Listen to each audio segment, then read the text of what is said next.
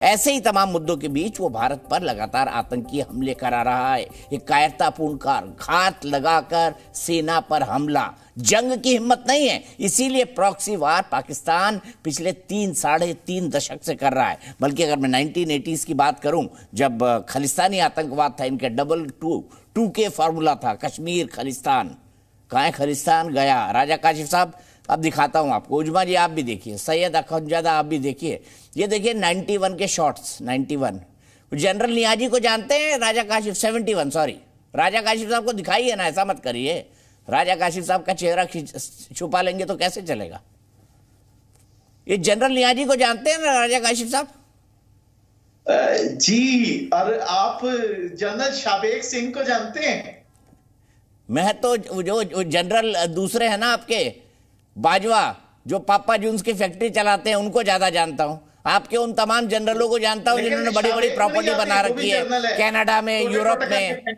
आपके यहाँ का हर नेता जेल जाता है, कोई पाकिस्तानी जनरल जेल नहीं जाता कभी। और यहां देखिए सरेंडर कर रहे हैं 91,000 लोग। राजा काशिफ साहब, 91,000 पाकिस्तानी फौजी जो बाद में दरिया दिली में हमने छोड़ दिए।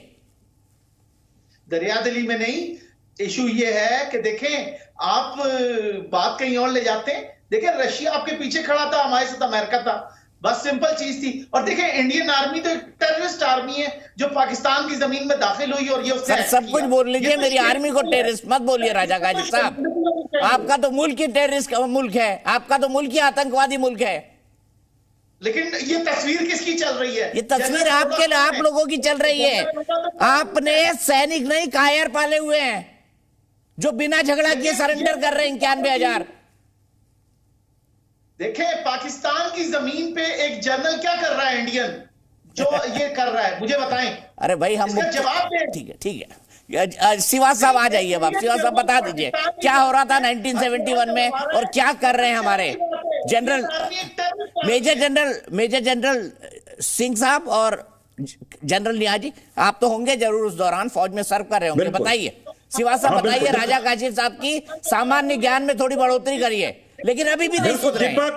दीपक, सच्चाई यह है कि 1971 वॉर के अंदर पाकिस्तान की, ईस्ट पाकिस्तान में बहुत जबरदस्त हार हुई और उनके बिना लड़े उनके 93,000 जवानों ने, जनरल न्याजी ने वहां पर सरेंडर किया था जनरल अरोड़ा के अंडर।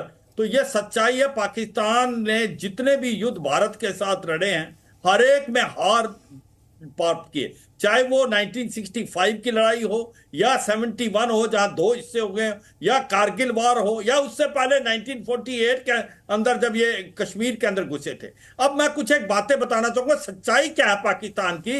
देखो, हर देश के पास आर्मी है, पर पाकिस्तान में आर्मी के पास देश है। वहां पर असली पावर जो है वो इस्लामाबाद से नहीं होती, वो रावलपिंडी जनरल हेडक्वार्टर होती है। अब जो इनके चीफ हैं जनरल आसिम मुनीर, अमेरिका में जाते हैं तो उनके साथ सेक्रेटरी ऑफ स्टेट भी मिलते हैं एंटनी ब्लिंकन, और सेक्रेटरी ऑफ डिफेंस भी मिलते हैं ऑस्टिन क्लॉयड, और उनको डिफेंस एनएसए भी मिलते हैं। तो बातचीत क्या हो रही है? बातचीत यही हो रही है जो इलेक्शन कैसे कराने हैं, किस प्रकार से उन इलेक्शनों का इस ढंग से कराना है, किसको जिताना है, और किस प्रकार से वो वहां से हथियारों का लेन देन करते हैं। देखो, पाकिस्तान जो कार्रवाई कर रहा है, अब ये जो पुंछ रजौरी में कर रहा है, उसकी 2 वजह है। एक तो कहीं ना कहीं ये भी हो सकता है कि पाकिस्तान आर्मी की सोची समझी साजिश है कि ये जो इलेक्शन ना कराया जाए, भारत के साथ रिलेशन खराब कर दो और बताओ कि भी इलेक्शन नहीं हो सकते, अब सिचुएशन खराब है। दूसरा ये भी हो सकता है कि जो पाकिस्तान की आर्मी है, जो चीन कह रहा है, क्योंकि चीन को बहुत प्रॉब्लम हो रही है ईस्टर्न लद्दाख में, यहां से हमने जो ट्रुप्स थे वो ईस्टर्न लद्दाख में भेजे थे, वहां पर अब चीन को बहुत तकलीफ हो रही है, उसमें भारत के जवान जो हैं वो बहुत हावी हैं। तो कहीं ना कहीं इसको एक्टिवेट करना चाहते हैं पुंछ रजौरी को, कि भाई वो जवान यहां पर आ जाए। मगर उनको यह नहीं पता कि भारत की फौज के अंदर ताकत और क्षमता बहुत है। भारत ने उड़ी के बाद आपकी सर्जिकल स्ट्राइक की, पुलवामा के बाद बालाकोट किया, और अब मैं आपको बता रहा हूं कि आने वाले समय में सर्जिकल स्ट्राइक होंगी पाकिस्तान में। वो जो 500 से 1000 के करीब जो पालतू कुत्ते पाले हुए हैं, जो कि टेररिस्ट जो कि लश्कर तौबा जैसे मोहम्मद के वो जो कि वहां पर लड़े थे ये अफगानिस्तान में, और वो लैस है अमेरिकन हथियारों के साथ, आज वो बढ़ने की कोशिश कर रहे भारत में और भारत उनको जवाब देगा। और मुझे लगता है कि अब वो समय आ गया कि जो इनके लॉन्च पैड और इनके जो ट्रेनिंग एरिया है उन पे स्ट्राइक किया जाए। और ये जो हमने सीज फायर किया उसका कोई मतलब नहीं, उसका मतलब तभी होता है जब दूसरा देश भी वही चीज फॉलो करे जो आप कहते हो। मगर जिस प्रकार से पाकिस्तान आज आतंकवादियों को भेजने की कोशिश कर रहा है, भारत के अंदर ड्रोन से वो ड्रग्स, वेपन और अम्यूनिशन भेज रहा है, तो मुझे नहीं लगता कि इनके साथ कोई बातचीत हो सकती है। और पाकिस्तान के अंदरूनी हालात बहुत खराब हैं। आज देखो बलूचिस्तान से के लोग आ रखे हैं, औरतें आ रखी हैं, वो कह रही हैं हमारे बच्चे गायब हैं 5-5, 10 साल से। वहां पर इकोनॉमिक क्राइसिस है, पॉलिटिकल इंस्टेबिलिटी है, टेररिज्म बढ़ता जा रहा है।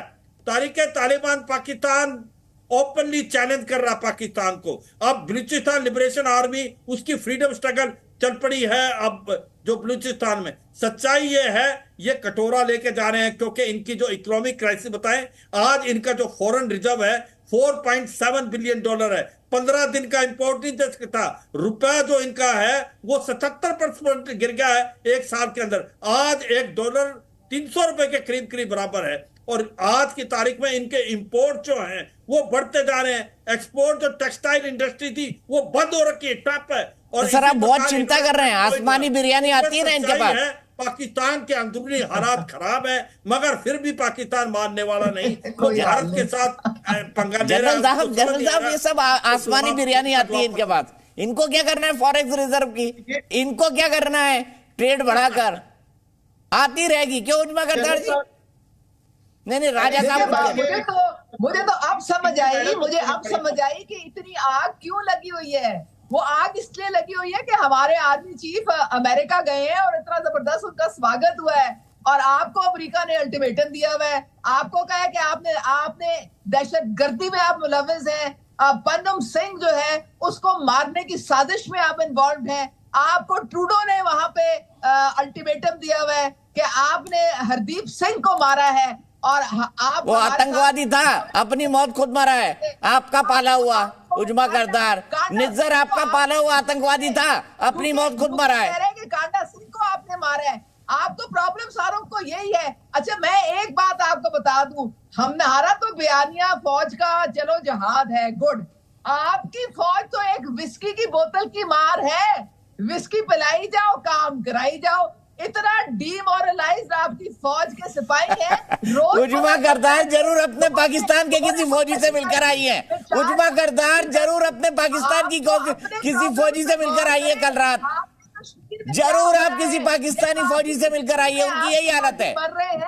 आपको FPR उनकी यही हालत है। FPR के साथ नहीं रहना चाहते हैं। ठीक है,